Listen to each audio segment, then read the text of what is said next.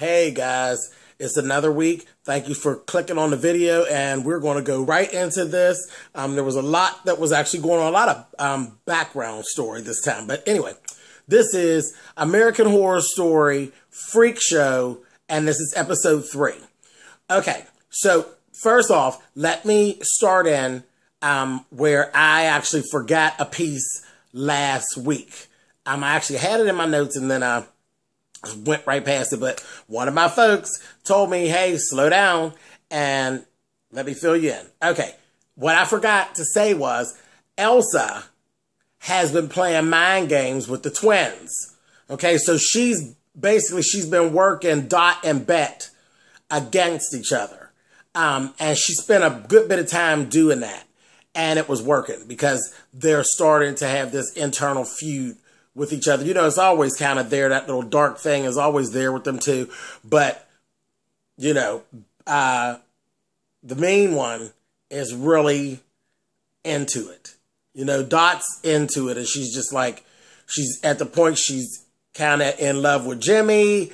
And she just sang the song and she knows that she's a better singer. And she just thinks she's the shit. And it's working. That little nasty shit that Elsa's doing is working. So, okay, now let's go on into episode 3.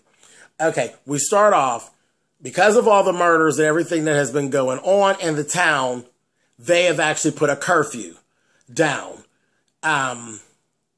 So everybody has to be in at a certain time. You know, they didn't want the kids trick-or-treating and all of this. Well, a little bit away, in a little town, a little bit away, they're having their little trick-or-treating for Halloween and everything like that. And it's actually, I think they kind of were doing it like the day before or something like that. So it's during the day. There's this little girl, we see, cute little girl, little blonde girl, cute as she could be. Her name is Jessie. And she is absolutely terrified of clowns, okay? Terrified of them. Her mother was actually talking to her girlfriend as they're walking, you know, her through with her little costume and all that. And she's saying, naturally, she has a teenage brother. This bastard, you know how teenagers do. Says she's scared of clowns. Of course he wants to be a clown. So he's just, you know, going to ride her and carry on. So that's what they actually had going on. Well, it was like, you knew it was going to happen. They're out. They're doing what they have to do. Turns around. There goes that motherfucking clown standing behind the damn bushes. It's like a dog. You know how a dog will know that you're afraid of them? That damn clown zeroed right in on poor little Jessie like he knew, you know? And she like ran and she said, Mom, I seen this clown. And the clown, he was real scared. Her mother's giving her, girl, now come on now. You know, sometimes when we're afraid, we let our imagination get the best of us. I said, and that exactly right there. When you don't listen to your kids, that's how you get fucked up. So I was looking to see them get fucked up later on in the program, not listening to little Jessie. But anyway, so Jessie's like, she didn't even argue. She like, whatever, bitch, I'm going to be ready to run. You do what you do. Bitch, I'm going to be ready to run. I'm going to have me a pair of tennis shoes on standby. So she goes on, and that was that. So we didn't see them for a little bit. So, you know what? I'm going to keep it all together. Later on in the program, on actual Halloween night, okay, on Halloween night, the clown actually came back to their house. Now, you see someone walking around in the house, carrying on, and you're thinking it's the actual clown. I mean, you've seen the clown go by. You've seen him go by. And he's inside the house. The woman and her girlfriend sitting there talking. Ain't nobody paying attention. Little Jessie's up there playing with baby dolls in her room and everything. So you're thinking it's the clown approaching her. It's not. It's the brother with his stupid clown mask on acting dumb. So she's like, she screamed, and then she's like, oh, just stop it. You know what I mean? And then he's sitting there and he's like telling her, I won't scare you if you do my chores and this, that, and the other. You know, that sibling thing. Well, Jessie now is like frozen. She has this frozen stare on her face like.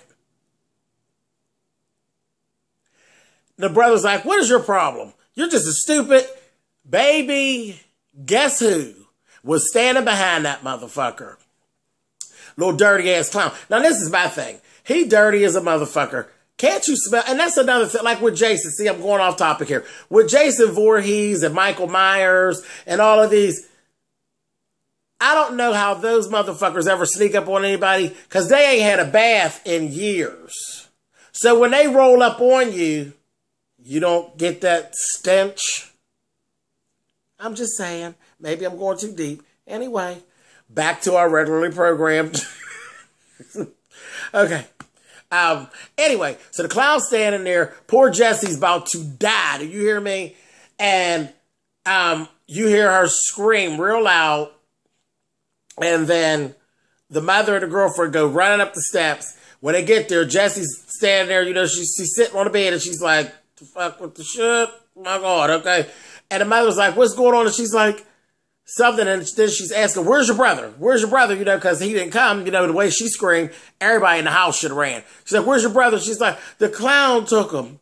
The clown took him, baby, and the window was open. So the clown literally yanked him because he grabbed that motherfucker and went out the window. Oh, and the clown that gave Jesse this, honey. I said, oh. So I think he likes Jesse, like with the other little boy, and I don't think he wants to hurt her, but I think he's going to hurt that brother. I don't know. Whatever.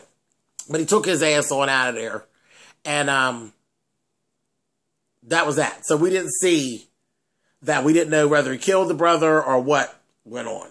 Okay, moving on. So we see the bearded lady ended up going to the doctor. And the poor thing, she ended up getting a diagnosis of cirrhosis of the liver. And he told her that she was only going to live for another, 6 months to a year. That was going to be it. So that's that. So now she's worried about, leaving Jimmy and how what's going to go on with Jimmy and that kind of thing. But other than that, for the most part, she's ready. She just wants it to be over with. She wants to get it over with. She actually meets up with the strong man and tells him, you're never to tell Jimmy that you're his father, but I want you to look out for him. Don't be a dick all your life. Just look out for him. He needs a man to look out for him to make sure he's okay. So he kind of was like, Then they go back into their background story of how they got together and how the strong man's just a jerk. He's a jerk. He never liked the bearded woman. He basically used her because he thought he could use her to make money. And he would fuck her because, that's just what dudes do. You could be the worst looking bitch in the world. Somebody will give you dick. And Jimmy was an accident and all of that. He's just a jerk.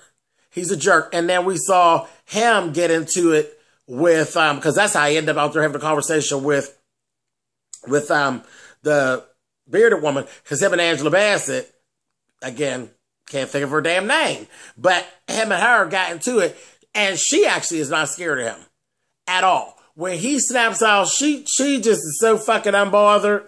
But they was getting ready to have this little sex. She had this cute little maid outfit on. And she was rubbing him all up between his legs and everything. And that's what happened. And that's what she was like, you know what? I'm getting sick of this. And I don't know how much longer I can take this. It's always something. It's always, you're tired or all the stress you're under. But this don't work for me. Because, she's a hoe. She be wanting to get down. And he can't perform for whatever reason. And it becomes an issue. Well, he took her and grabbed her and slammed her up against the wall and was like, you don't talk to me like that, this, that, the other. She looked at him, she told him, you get your dirty paws off of me and get them off of me now or you'll never see me again. She is so unbothered by him. She's not scared of his ass at all. And he's like, you don't appreciate me. She's like, yeah, whatever. And she laughed. She's definitely unbothered by him, whereas he scares everybody else. She don't give a fuck. His thing is he wants her. So, that's kind of how life's little payback is, how he dogged out the bearded woman and now you're stuck with a bitch that you're all vested in and she could give a fuck if you live or die. That's karma. I tell you all the time, karma is a big, fat, black, dirty bitch. I'm just saying. So, I love that. I love how that was written. But anyway, so, in the very beginning of the program, and I'm jumping back, yes I am. In the very beginning of the program, we saw a man and a woman who they were trying to run some jack. They were just some swindlers, run some jack on this museum. And trying to present this freak. And it wasn't even a freak. It was like a chicken. It was a chicken sewed to a piece of a deer or something. It was ridiculous. It was some shit they done created and tried to bamboozle them. And they gave them, get the fuck on out of here before we call the goddamn law, you bastards.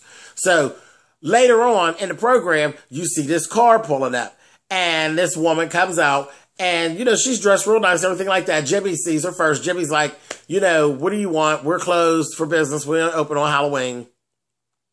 She's like, oh, no, no, no. I came for a job. You know, my name is Mystique Esmeralda. She's a damn fortune teller with the damn crystal ball and all that. So she went back there. She ended up meeting with Elsa, and she basically kind of proved herself. And, you know, that's always some bullshit anyway. So that's it. You see her. Elsa hired her. She told Elsa, you know, I see you performing and this, that thing and the other. And yeah. And, Elsa kept asking her, well, am I going to be famous? You know, am I going to get my mojo back? Am I going to blow up? You know, so she kept saying, well, you know, anything's possible, but I do see in your future, I see this dark stranger standing behind you, this, that thing and the other. Now hold on, cause I'm going to get back to that in a minute, old dumbass Elsa. But anyway, so that was that.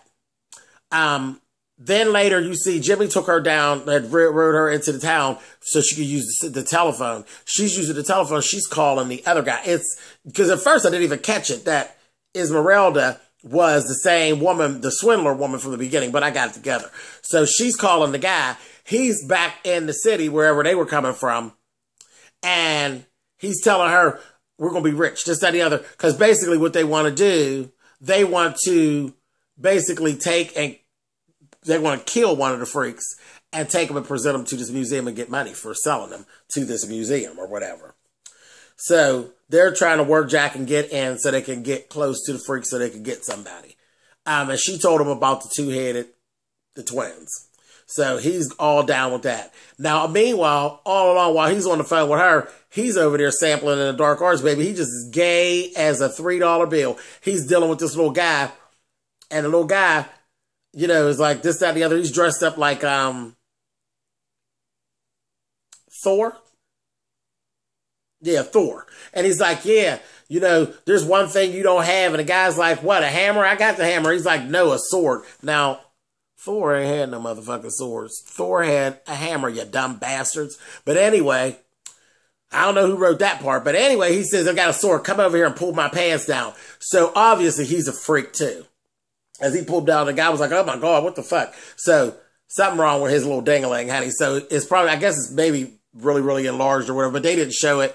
But I took from it, he's a freak himself. Okay, so that was that. He kept telling her, you know, she didn't know about him sampling in the dark arts. But he was telling her, keep up the facade, because she's like, I can't stand all these freaks around me, this, that, and the other. I was like, oh, shady bitch. But anyway, so that was that. They go back to the camp.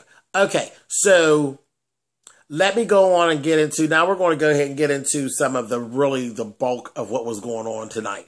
Patti LaBelle. I've been wondering all week, what are they going to do with Patti LaBelle's character? Because she's teeter-tottering where her and Dandy, they don't get along too hot. But anyway, Dandy got his costume and it was howdy doody. He was pissed. So he broke all this glass and this, that thing and the other and just cut up, you know, and told Patti LaBelle,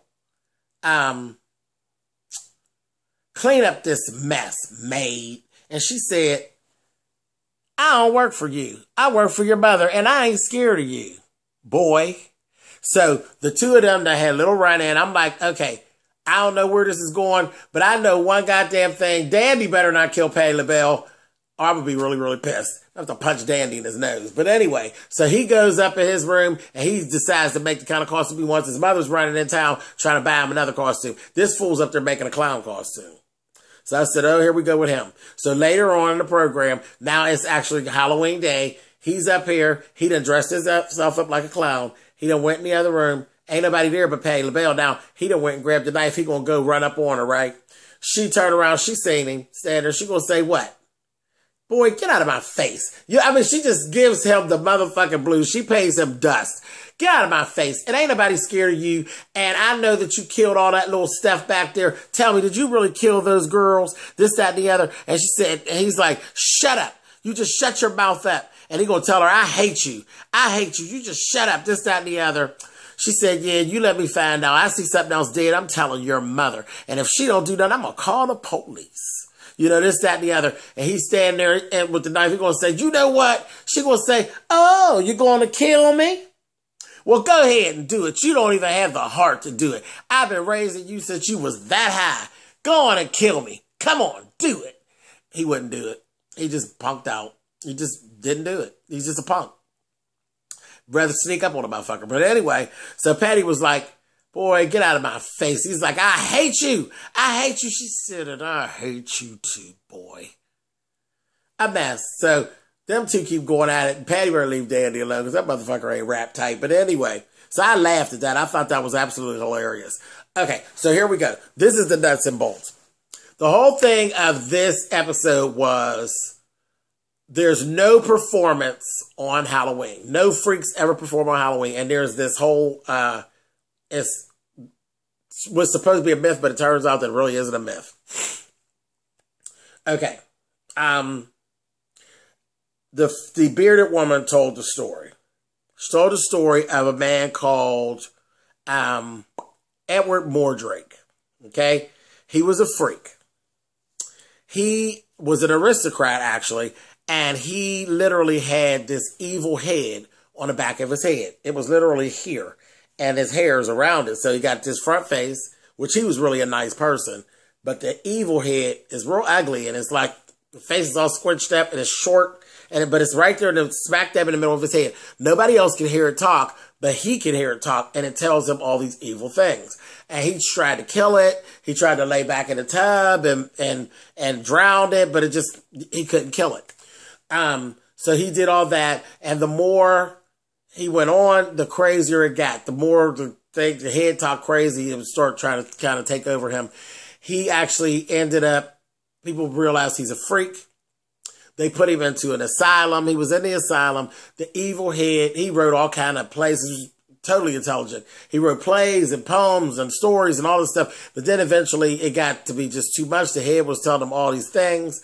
He ended up killing all these people and getting out of the asylum, escaping the asylum. He went and he found a freak show. He escaped and went to a freak show. And he became an attraction at the freak show. And then one Halloween night, the head was telling him all this shit, and he ended up killing everybody in the camp. All of them. Everybody. Every freak there, and then he hung himself.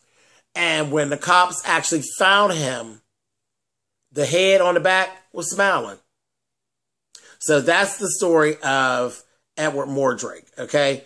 Now, that's the whole thing. It says, nobody ever performs on Halloween because it's always said that he on Halloween, anybody who performs, he comes back and claims whoever it is, he'll come back and claim them and drag them on back to hell with them. And they literally walk, they walk the other side.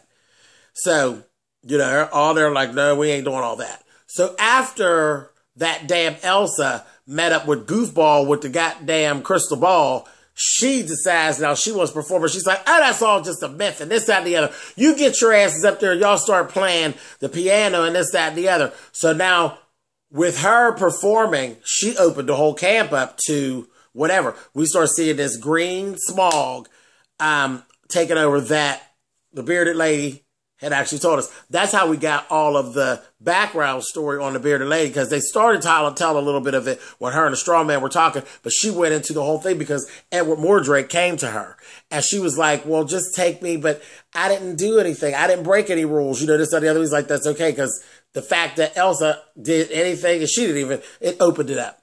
So she literally thought that it was her, and they go on, and the head actually spoke. The head actually, when she told her third little story and he was getting ready to slice her baby, it told him it was like, not the right person. She's not the right person. So it left her alone. Left her alone. She's already on the brink of death anyway, so it left her alone. So I don't know who is actually going to claim. Now that's what's leading us up into the next episode, where I'm excited about next week, because he's literally going to go through the camp. Edward Mordrake is going to be going through the camp and really trying to see which one is somebody's ass is gone. So I can't wait to see that. So I thought this was a really, really good episode. And I love the little Edward Mordrake, the little eerie little story. And anyway, So we see all that. Then there was another little piece. I'm going to end with that nasty damn clown. There's another little piece. Dot and Bet, they were having a dream. Literally, Dot was having the dream. It was about having a surgery, having Bet cut off. So cut off away from her, and then she claims the whole body. So naturally, she's dreaming it. It's a good dream for her. For Bet, it was a nightmare, you know, and they're going back and forth. And she's like, I'm going to find, you know, once she woke her up, she said, I'm going to find somebody to do that surgery. She said, you're not serving any purpose. I could be somebody. It's just mean as hell. So she basically told her sister, I am planning on killing you off, bitch. She said, wouldn't you miss me? She said, wouldn't you miss me? You know, cause she's literally nice. The other one's just a bitch. She's a bitch. And, when Elsa got all into it with everybody and told him to get back to work or shut the fuck up and all that, Dot was just as pissed with Elsa, like, girl, fuck you, honey. We're the headliners, this, that, thing, and the other. And Bet was her feelings was hurt because, you know, she didn't bought into everything that Elsa said. She don't realize that Elsa's just a bitch, you know? But anyway, the dark stranger that Esmeralda seen standing behind dumbass was Edward Mordrake. So that's all going to unfold next week. I'm loving that, and I cannot wait to see how that plays out. And the very last thing that I want to say is that damn stinking-ass fucking clown. Dandy went down to the trailer and was fucking with the little boy and the little girl, and turns around and here's the clown coming, and here comes the clown, got the little boy by his hair that he stole from out the house, dragging him. So I guess he's going to throw him in the thing too. So that's what he looked up and said, "Ooh, more fun," you know. So that's kind of where we ended at. So I can't wait. I don't fuck that clown and Dandy. I'm sick of their ass. You know I hate that goddamn clown. I hate him. I hate that damn clown. But I got to get to the rest of this Edward Mordrake story. I can't wait to see that next week. But anyway, guys, that was it. And I hope you liked the video. And, you know, you can thumbs up or thumbs down. You guys know how that works. And I will catch up with you next week. Can't wait for next week. All right, guys. Bye.